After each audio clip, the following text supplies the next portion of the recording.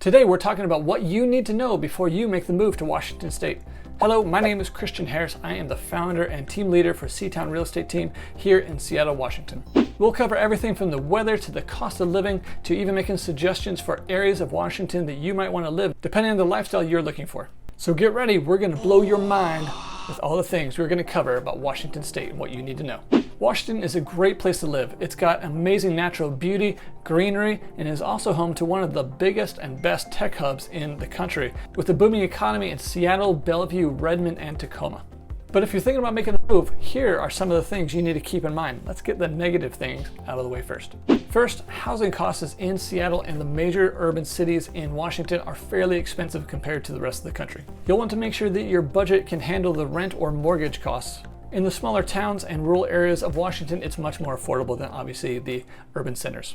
Number two, taxes. Washington State is one of the most expensive states to live in, and that includes sales tax as well as property tax, which is higher than the American average. Third, weather. If you like warm weather and sun year-round, Washington is not for you.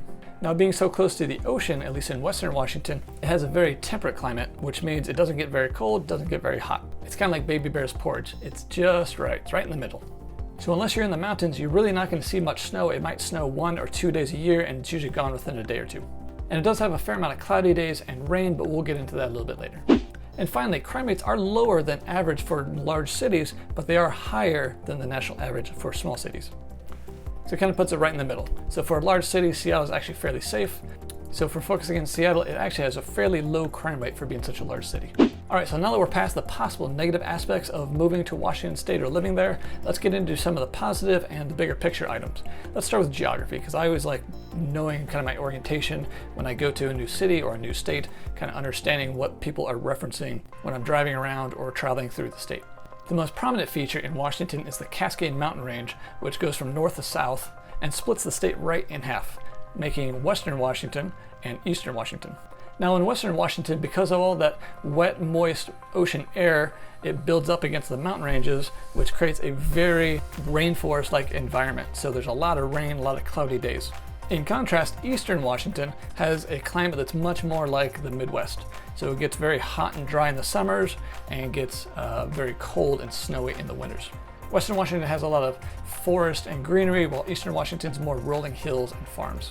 Now, when we're talking about Western Washington, especially closer to Seattle, the main feature there is Lake Washington.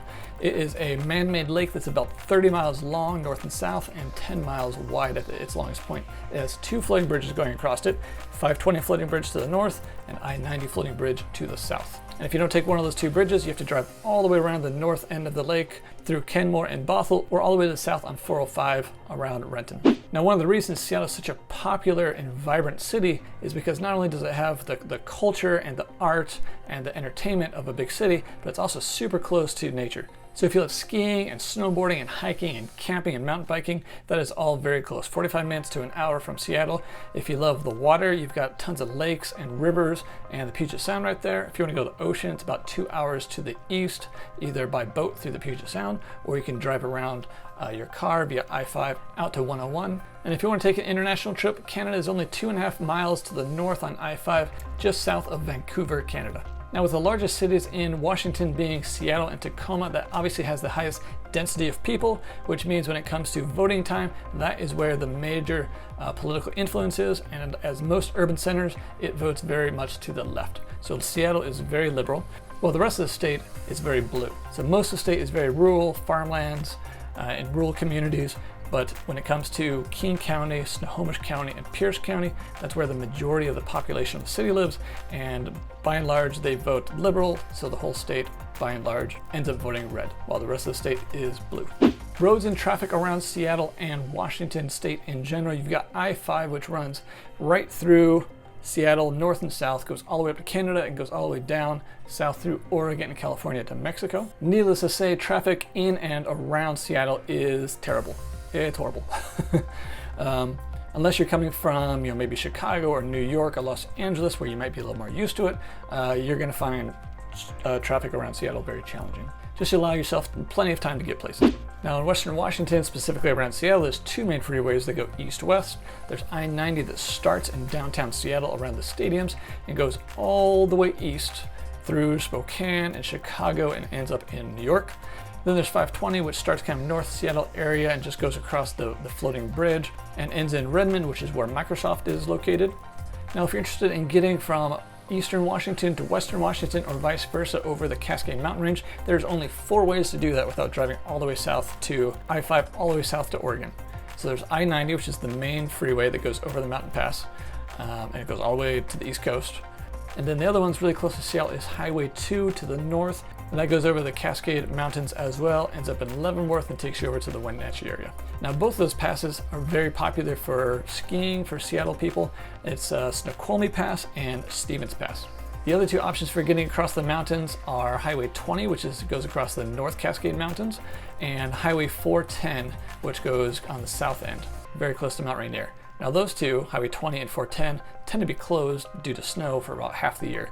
But Highway 2 is only 2 lanes. They tend to try to keep that one open, and I-90 is 4 lanes going across the mountain pass, so they try to keep that open as well. Now, weather in Washington State. I kind of touched on this. In Western Washington, specifically kind of Seattle area, it rains quite a bit. It's gloomy a lot. The summers are immaculate. They're amazing. And that's kind of July through September, and it tends to be 75 to 85 degrees, low humidity, sunny, light breeze, just absolutely gorgeous, not a cloud in the sky. The rest of the year, it's fairly gloomy, overcast, drizzling. Now, the amount of rainfall is actually not that much. It's actually the exact average for the United States as far as rainfall goes. But the number of cloudy, overcast, or drizzly days is fairly high. So seasonal depression is a thing. You may want to think about getting a sun lamp or something to get some extra B vitamins and UV rays during that 9 months of winter. So when it comes to things to do, there is a wide variety of things to do depending on where you're at, what you enjoy. If you're in Seattle, there's obviously nightlife and clubs and entertainment and movies and theater, music and all that sorts of stuff. Or just go a little bit outside the city, you've got all the outdoor recreational activities.